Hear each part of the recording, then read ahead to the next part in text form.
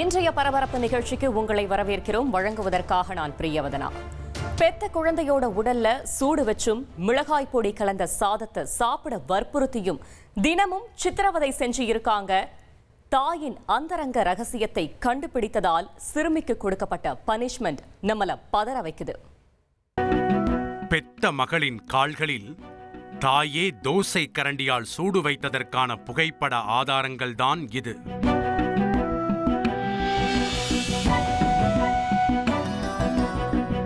ஈவிரக்கமற்ற இந்த செயலை அண்ணன் மனைவியோடு கைகோர்த்து செய்திருக்கிறார் அந்த படுபாதகி.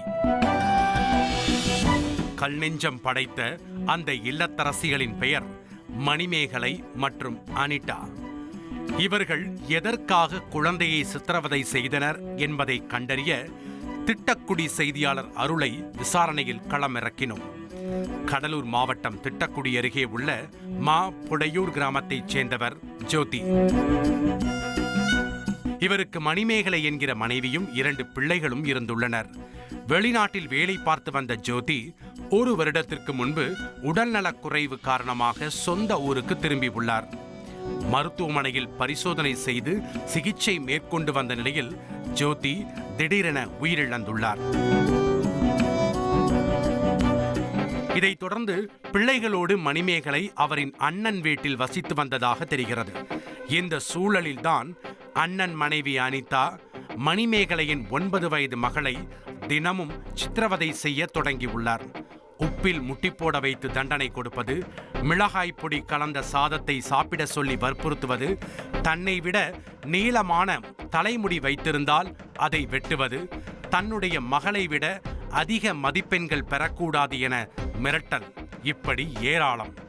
ஒருவேளை தன்னுடைய கட்டளையை செய்ய மறுத்தால் சிறுமியின் கன்னத்தில் பளார் என அறைவது, உடலில் சூடு வைப்பது என நாளுக்கு நாள் அனிதாவின் சித்திரவதை அதிகரித்துக் கொண்டே சென்றிருக்கிறது. இதற்கெல்லாம் அந்த குழந்தையின் தாய் மணிமேகலையும் உடந்தை என்பதுதான் கொடூரத்தின் உச்சம். அந்த பெத்த தாய் குழந்தைய பிடிச்சிக்கிட்டா அனிதாங்கிறது சூடு வைக்கிறா. அவங்களுக்குள்ள 2 பேருக்கும் நல்ல பழக்கம் கிடையாது. யாருக்கிட்டயுமே பேச விட மாட்டா. எங்க ரிலேட்டிவ் பேச மாட்டா, அவங்க ரிலேட்டிவ் பேச விட மாட்டா. என் பொண்ணோட நீ நல்லா படிக்கிற, நீ படிக்க கூடாதுன்னு சொல்லி எழுதினாலும் அந்த பொண்ணு கையை சூடு வைக்கிறாங்க. சாப்பிடனாலும் அந்த பொண்ணுக்கு வாயில சூடு வைக்கிறாங்க.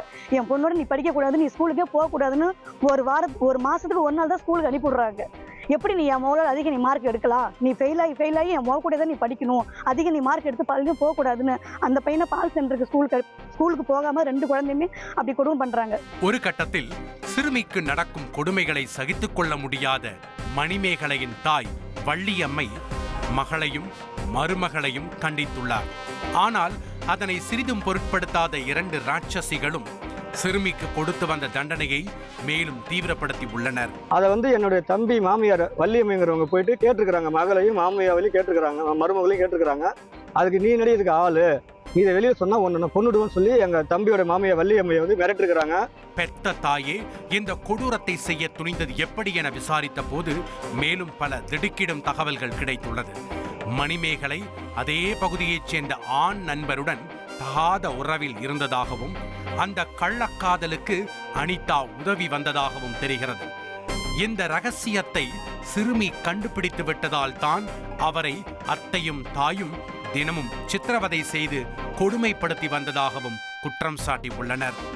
இது மட்டுமின்றி மணிமேகலையின் கணவர் ஜோதி மரணத்திலும் மர்மம் இருப்பதாக அவருடைய குடும்பத்தினர் பகீர் கிளப்பி உள்ளனர். எங்க அண்ணனை சாவடிச்சுதான் அவள் 2 பேரும் தான். என் அண்ணியக்காரியும் அவளும் அந்த அனிதாவும் சேர்ந்துதான் எங்க அண்ணனை கொட்டுட்டு அழுவோம். இன்னும் செத்து 1 வருஷம் முழுசா முடியல. அந்த குழந்தைய உப்பு போட்டு முட்டிப்பட வச்சிருக்காளுவோ. யாருக்கிட்டையும் பேச விட மாட்டாள் அந்த குழந்தைய. நாங்களும் இது வரைக்கும் பார்த்து அந்த குழந்தைகளை பார்த்து 5 வருஷம் ஆகுது. வெளிநாட்டிலிருந்து வந்த ஜோதி நலமுடன் தான் இருந்ததாகவும் அவரை மணிமேகலை தான் விஷம் கொடுத்து கொஞ்சிருக்க வேண்டும் என்றும் பகீர் கிளப்புகின்றனர். அவ பொண்டாட்டியும் அந்த அனிதாங்கிற பொண்ணு தான் விஷத்தை வச்சு கொண்டாங்க. நல்லா தான் அந்த பையன் வந்து 10 நாள் கூட முழுசா முடியல. அவன் இந்த பையனுக்கு எந்த ஒரு பிரச்சனையும் இல்லை. குழந்தையை தினமும் சித்திரவதை செய்வதை கேள்விப்பட்ட உறவினர்கள் சைல்ட் ஹெல்ப்லைன் தொடர்பு எண்ணான 1098 தொடர்பு கொண்டு தகவல் தெரிவித்துள்ளனர்.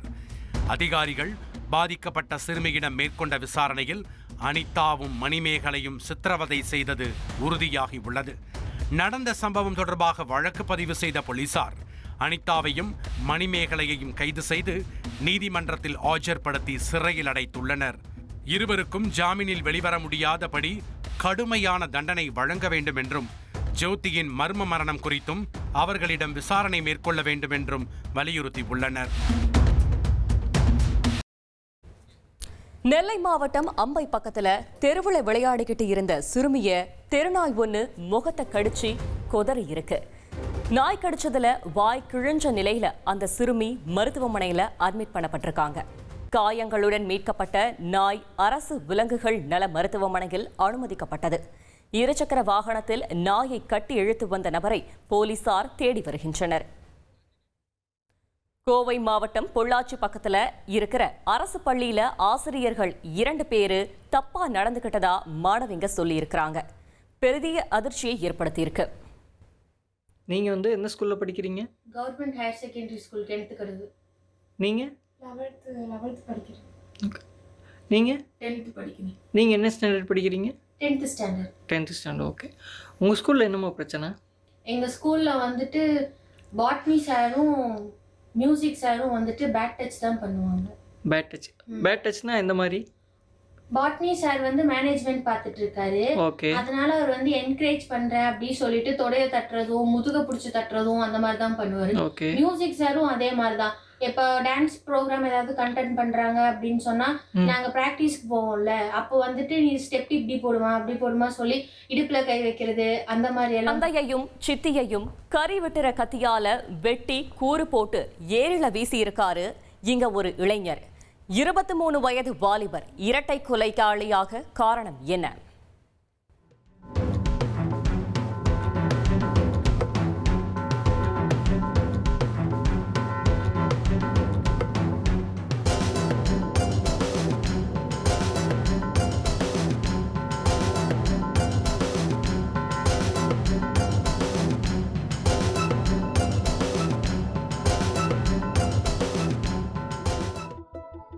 சேலம் மாவட்டம் இளம்பிள்ளை அடுத்துள்ள கோனேரிப்பட்டி பகுதி அன்று கிரைம் ஸ்பாட்டாக மாறியிருந்தது.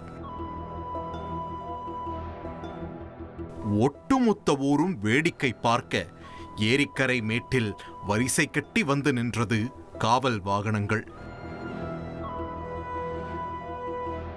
கரை ஓரத்தில் மிதந்து கொண்டிருக்கும் இந்த வெள்ளை சாக்கு மூட்டைதான் இத்தனை பரபரப்புகளுக்கும் காரணம்.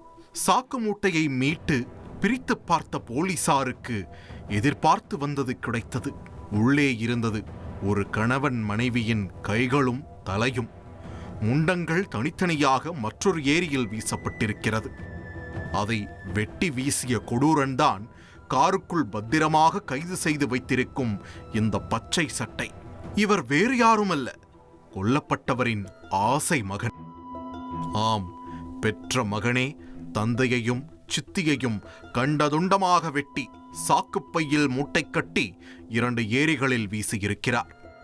சேலம் மாவட்டம் இடங்கணாசாலை நகராட்சிக்கு உட்பட்ட கோனேரிப்பட்டி பகுதியைச் சேர்ந்தவர் பழனிசாமி. 47 வயதான இவருக்கு ஜெயந்தி, ஜெயலட்சுமி என 2 மனைவிகள். முதல் மனைவி ஜெயந்திக்கு 23 வயதில் ஆகாஷ் என்ற மகனும், 2வது மனைவி ஜெயலட்சுமிக்கு ஒரு மகளும் உள்ளனர். இதில் ஆகாஷ் கறிக்கடையில் வேலை செய்து வருகிறார். இந்த நிலையில்தான் கடந்த 17ஆம் தேதி முதல் பழனிசாமியும் அவரது 2வது மனைவி ஜெயலட்சுமியும் மாயமாகி இருக்கிறார்கள். அவரை யாரும் பார்த்ததாக தெரியவில்லை. பல இடங்களில் தேடியும் கிடைக்கவில்லை. ஆகாஷ் தான் கடைசியாக அவர்களோடு இருந்ததாக உறவினர்களுக்கு தெரிந்தது. உடனே ஆகாஷிடம் இருவர் குறித்தும் கேட்டிருக்கிறார்கள். அப்போது ஆகாஷ் முன்னுக்கு பின் முரணாக பதிலளித்துள்ளார். ஒவ்வொருவரின் கேள்விக்கும் ஒவ்வொரு பதில் கூறியிருக்கிறார். மேலும் அவரின் நடவடிக்கையிலும் மாற்றங்கள் தெரிந்திருக்கிறது. சந்தேகமடைந்தவர்கள் உடனே போலீசாருக்கு தகவல் கொடுத்துள்ளனர். சம்பவ இடத்திற்கு விரைந்த போலீசார் ஆகாஷிடம் கிடுக்குப்பிடி விசாரணை நடத்தியதில் தந்தை சித்தியை கொன்று கூறு போட்டு ஏரியில் வீசிய உண்மையை உடைத்திருக்கிறார். கடந்த சில நாட்களாகவே ஆகாஷுக்கும் தந்தை பழனிசாமி மற்றும் அவரது சித்தியான ஜெயலட்சுமிக்கும் இடையே அடிக்கடி குடும்ப பிரச்சனை இருந்து வந்ததாக சொல்லப்படுகிறது. இதன் தொடர்ச்சியாக ஆகாஷ் சம்பவத்தன்று இரவு தந்தை பழனிசாமியையும் சித்தி ஜெயலட்சுமியையும் கரிவெட்டும் கத்தியால் கொடூரமாக வெட்டி கொலை செய்திருக்கிறார். பின்னர் தலை, கை, கால், முண்டம் என தனித்தனியாக உடலை கூறு போட்டிருக்கிறார். தலை மற்றும் கை கால்களை ஒரு மூட்டையாகவும் முண்டங்களை 2 மூட்டைகளாகவும் கட்டியிருக்கிறார். ஊரடங்கியதும் யாருக்கும் தெரியாமல் ஏகாபுரம் ஏரியில் ஒரு மூட்டையும், மகுடஞ்சாவடி அருகே உள்ள தாழையூர் வறண்ட ஏரியில் 2 மூட்டைகளையும் வீசியது விசாரணையில் தெரியவந்தது. மேலும் ஆகாஷிடம் நடந்த முதற்கட்ட விசாரணையில் குடும்பத்திற்குள் ஏற்பட்ட தகாத உறவே இந்த இரட்டை கொலைக்கு காரணம் என தெரிய வந்திருக்கிறது. போலீசார் 2 சடலங்களையும் மீட்டு உடற்கூறாய்வுக்காக மருத்துவமனைக்கு அனுப்பி வைத்தனர். தொடர்ந்து இந்த சம்பவம் குறித்து வழக்கு பதிவு செய்த போலீசார் நடந்த இரட்டை கொலைக்கான முழு காரணத்தையும் அறிய ஆகாஷிடம் விசாரணை நடத்தி வருகின்றனர்.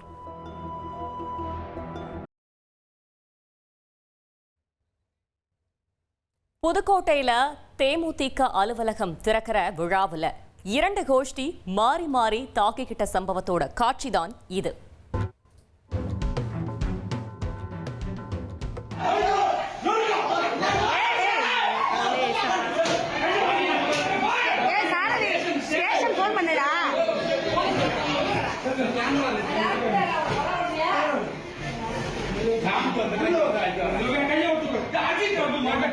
புதுக்கோட்டை மாவட்டம் கந்தர்வக்கோட்டையில் தேமுதிக அலுவலக திறப்பு விழாவில் 2 தரப்பினரிடையே மோதல் ஏற்பட்டது.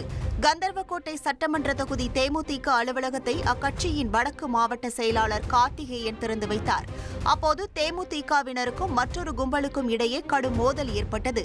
நிலத்தகராறில் அதிமுக நிர்வாகி சக்திவேல் மர்ம கும்பலுடன் சென்று தேமுதிக நிர்வாகிகளை தாக்கியதாக கூறப்படுகிறது. இதில் 10க்கும் மேற்பட்டோர் காயமடைந்தனர். ஈரோடு மாவட்டம் தாளவாடியில கரும்பு லாரிய வழிமறித்த காட்டு யானை முன்பக்க கண்ணாடிய தும்பிக்கையால உடைச்சதால பரபரப்பு ஏற்பட்டது. அந்த காட்சிகளை பார்க்கலாம். நீ நிறுத்துப்பா தம்பி.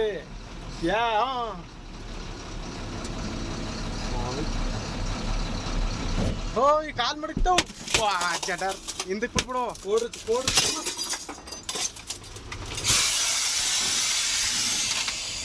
சுமரனா நான் கிளாஸ் போச்சு எப்படி போட்டு நிக்குது பாருங்க காலு இப்படி நிக்குது பாருங்க என் வண்டி மேல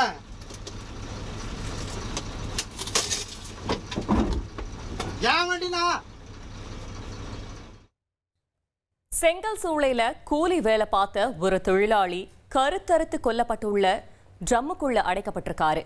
கள்ளக்காதலை கண்டிச்சதால மனைவி செய்த கொடூர சம்பவத்தின் பின்னணி என்ன? மீரட் ப்ளூ ட்ரம் கொலையை அவ்வளவு எளிதில் யாரும் மறந்திருக்க மாட்டோம். கணவனை கொன்று பீஸ் பீஸாக்கி ட்ரம்முக்குள் அடைத்துவிட்டு கள்ளக்காதலனோடு சேர்ந்து ஹனிமூன் சென்றார் ஒரு கொடூர மனைவி. உத்தரப்பிரதேச மாநிலத்தில் நடந்த இந்த பயங்கரத்தின் சாயல் தற்போது ராஜஸ்தான் வரை எதிரொலித்ததுதான் அதிர்ச்சிகரமான விஷயம். இங்கும் ஒரு மனைவி ஆசை காதலனுக்காக கணவனை கொன்று உடலில் உப்பு தடவி ட்ரம்மில் அடைத்துள்ளார். ராஜஸ்தான் மாநிலம் கைர்தல் திஜாரா என்ற இடத்தில் உள்ள ஒரு வீட்டின் மொட்டை மாடியில் துர்நாற்றம் வீசியபடி ஒரு ப்ளூ ட்ரம் இருப்பதாக போலீசாருக்கு தகவல் கிடைத்தது. உடனே அங்கு வந்த போலீசார் மொட்டை மாடியில் துணியால் மூடப்பட்டிருந்த அந்த நீல நிற ட்ரம்மை திறந்து பார்த்தபோதுதான் காத்திருந்தது பெரும் அதிர்ச்சி. உள்ளே இருந்தது ஒரு ஆணின் சடலம். அது கழுதறுப்பட்ட நிலையில் உப்பு தடவி அடைத்து வைக்கப்பட்டிருந்தது. அந்த உடலை ஆய்வு செய்தபோதுதான் அதே வீட்டில் வாடகைக்கு தங்கியிருந்த கூலி தொழிலாளி ஹன்ஸ்ராஜ் என்பது தெரிய வந்தது.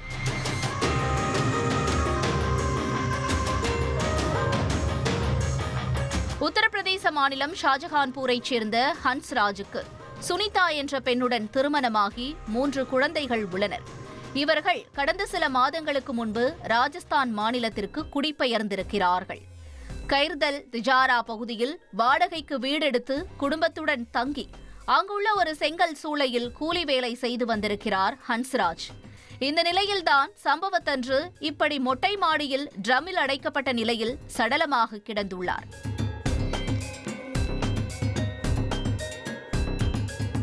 இதுகுறித்து வழக்கு பதிவு செய்த போலீசார் விசாரணை மேற்கொண்டதில் ஹன்ஸ்ராஜின் மனைவி சுனிதா மற்றும் குழந்தைகள் மாயமானது கண்டுபிடிக்கப்பட்டது. அத்துடன் 2 நாட்களாக அந்த வீட்டு ஓனரின் மகன் ஜிதேந்திரா என்பவரும் காணவில்லை என்று தெரிந்தது. தொடர்ந்து நடந்த தேடுதல் வேட்டையில் ஹன்ஸ்ராஜின் மனைவி சுனிதாவும் ஹவுஸ் ஓனர் மகன் ஜிதேந்திராவும் திஜாரா பகுதியில் ஒன்றாக பதுங்கியிருந்தது போலீசாருக்கு மேலும் அதிர்ச்சியை ஏற்படுத்தியது. உடனே இருவரையும் பிடித்து விசாரித்த போது ஹவுஸ் ஓனர் மகனுடன் ஏற்பட்ட கள்ளக்காதலில் சுனிதா கணவனை கொன்றது தெரிந்தது.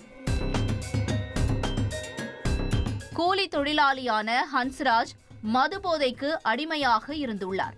இதை பயன்படுத்தி வீட்டு ஓனரின் மகனான ஜிதேந்திராவும் அவருடன் சேர்ந்து மது அருந்துவதை வாடிக்கையாக கொண்டிருந்தார். மது போதையில் மயங்கிய ஹன்ஸ்ராஜை வீட்டிற்கு அழைத்து சென்று விடுவது ஜிதேந்திராவின் வழக்கம். அப்படித்தான் ஜிதேந்திராவுக்கு ஹன்ஸ்ராஜின் மனைவி சுனிதாவோடு பழக்கம் ஏற்பட்டிருக்கிறது. அந்த பழக்கம் நாளடைவில் கள்ளக்காதலாக மாற இருவரும் ஹன்ஸ்ராஜ் வேலைக்கு சென்ற நேரத்தில் வீட்டில் உல்லாசமாக இருந்திருக்கிறார்கள். ஒரு கட்டத்தில் இவர்களின் கட்டில் லீலைகள் தெரிந்து கடுப்பான ஹன்ஸ்ராஜ் இருவரையும் கண்டித்திருக்கிறார்.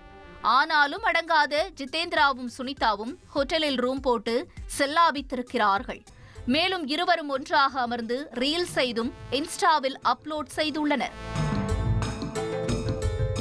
இதை கண்டு கடுப்பான ஹன்ஸ்ராஜ் மனைவியை சிகரெட்டால் சூடு வைத்ததோடு கொடூரமாக அடித்து தாக்கியிருக்கிறார்.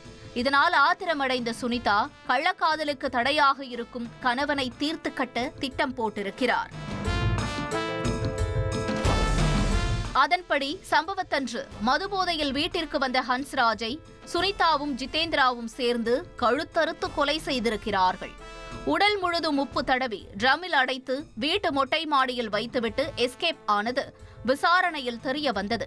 கள்ளக்காதலுக்கு தடையாக இருக்கும் என நினைத்து குழந்தைகளை பெற்றோரிடம் ஒப்படைத்துவிட்டு காதலனோடு தலைமறைவாகி இருக்கிறார் சுனிதா. போலீசார் ஹன்ஸ்ராஜின் பிள்ளைகளிடம் விசாரித்ததில் தந்தையின் உடலை ஹவுஸ் ஓனர் மாமாவுடன் சேர்ந்து தாய் நீலா ட்ரம்மில் அடைத்து முதலில் சமையலறையில் வைத்ததாகவும் பிறகு இரவு மொட்டை மாடியில் வைத்ததாகவும் ஹன்ஸ்ராஜின் 8 வயது மகன் வாக்குமூலம் கொடுத்திருக்கிறார். விசாரணையின் முடிவில் கணவனை கொன்ற மனைவி சுனிதாவையும் ஹவுஸ் ஓனர் மகன் ஜிதேந்திராவையும் போலீசார் கைது செய்து சிறையில் அடைத்தனர். கூகுள் மேப்பை நம்பி போய் குளத்துக்குள்ள காரை விற்றுக்க சம்பவம் உத்தரப்பிரதேசத்துல நடந்திருக்கு. உத்தரப்பிரதேச மாநிலம் சாகரன்பூர் பகுதியில் கூகுள் மேப்பை நம்பிச் சென்ற மாணவர்களின் கார் ஆற்றுக்குள் விழுந்து விபத்திற்குள்ளான சம்பவம் பரபரப்பை ஏற்படுத்தியுள்ளது. மீரட் பல்கலைக்கழகத்தைச் சேர்ந்த 3 மாணவர்கள் கூகுள் மேப்பை பயன்படுத்தி அம்பாலாவில் உள்ள மார்க்கண்டேஸ்வரர் ஆலயத்திற்கு காரில் சென்றுள்ளார். அப்போது தவறான திசையில் சென்ற கார் குளத்தில் விழுந்தது. இதையடுத்து மாணவர்கள் கார் கண்ணாடியை உடைத்து வெளியே குதித்து உயிர் தப்பினர். பின்னர் அப்பகுதி மக்கள் உதவியுடன் குளத்தில் விழுந்த கார் மீட்கப்பட்டது.